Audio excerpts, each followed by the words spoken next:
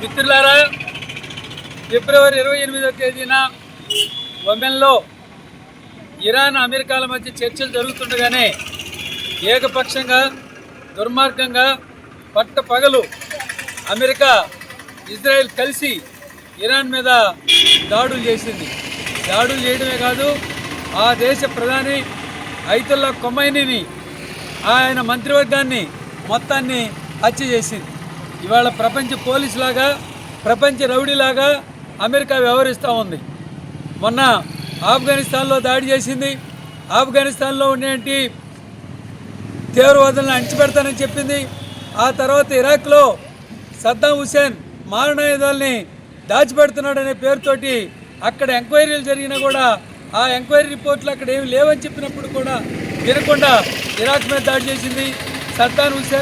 సద్దాం హుసేన్ని ఉరితీసింది. నిన్నగాక మొన్న వెనిజులా ప్రధాని, వెనిజులా అధ్యక్షుడు మధురని అతని భార్యని కిడ్నాప్ చేసి ఇవాళ అమెరికా జైల్లో బందీ చేశారు. ఇవాళ ఇరాన్లో దాడి చేసి ఇరాన్ ప్రధానిని హత్య చేసింది. ఏ దేశ అధ్యక్షులు కూడా ఆ దేశ సార్వభౌమాధికారాన్ని, ఆ దేశ స్వాతంత్రాన్ని గుర్తించకుండా అంతర్జాతీయ నిబంధనల్ని, ఐక్యరాజ్య సమితి నిబంధనల్ని తుంగలో దొక్కి ఇవాళ అమెరికా ఏకపక్షంగా వ్యవహరిస్తూ ఉంది. ఇజ్రాయిల్ ఏకపక్షంగా వ్యవహరిస్తుంది. ఈ అమెరికా ఇజ్రాయెల్ యొక్క యుద్ధోన్మాద చర్యల్ని ప్రపంచవ్యాప్తంగా ప్రజలు తిప్పికొట్టాల్సిన అవసరం ఉంది. నిజానికి ఇరాన్ అణ్వాయుధాలు కలిగి ఉండే హక్కు ఉంది. అయినప్పటికీ అణ్వాయుధాలు అవసరం లేదని అణు కార్యక్రమాన్ని మొదటిగా ఉల్లంఘించింది. 2015లో చేసుకున్న ఒప్పందాన్ని ఉల్లంఘించింది అమెరికా తప్ప ఇరాన్ కాదు. అయినప్పటికీ ఆ సాగుతో ఇవాళ ఇరాన్ మీద దాడి చేసింది.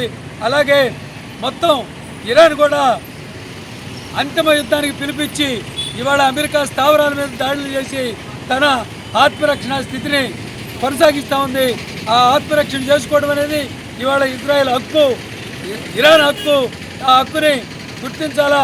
ఇవాళ ఇప్పటికైనా జరిగిన నష్టాన్ని దృష్టిలో ఉంచుకొని మొత్తం అమెరికా వ్యవహరిస్తున్న తీరు వల్ల ఇరాన్లో 150 మందికి పైగా పిల్లలు, చదువుకునే విద్యార్థులు చనిపోయారు స్కూల్ మీద బాంబులు పడి. అందుకని ఇటువంటి యుద్ధోన్మాద చర్యలు తన ప్రపంచ కాంక్షని ప్రపంచం మీద పెత్తనం చేయాలని అనేక గల్ఫ్ దేశాల్లో ఉండేటి, పశ్చిమాసియాలో ఉండేటి ఆయిల్ సంపద మీద తన ఆధిపత్యం సంపాదించాలనేది ఒక దుష్ట తలపుతోటి ఇలా అమెరికా ఈ చర్యలకు పూనుకుంటుంది. అమెరికా ఇజ్రాయెల్ చేసే ఈ దుర్మార్గ చర్యల్ని ప్రపంచ ప్రజలు ఖండించాలని సిపిఐఎంఎల్ న్యూ డెమోక్రసీ కేంద్ర కమిటీ దేశవ్యాప్తంగా నిరసన ప్రదర్శన పిలిపించింది. అందులో భాగంగా ఈరోజు జంగారెడ్డిగూడెంలో ఈ నిరసన ప్రదర్శన సిపిఎంఎల్ న్యూ డెమోక్రసీ నిర్వహిస్తుంది. ఈ కార్యక్రమానికి హాజరైన జిల్లా నాయకులకి అలాగే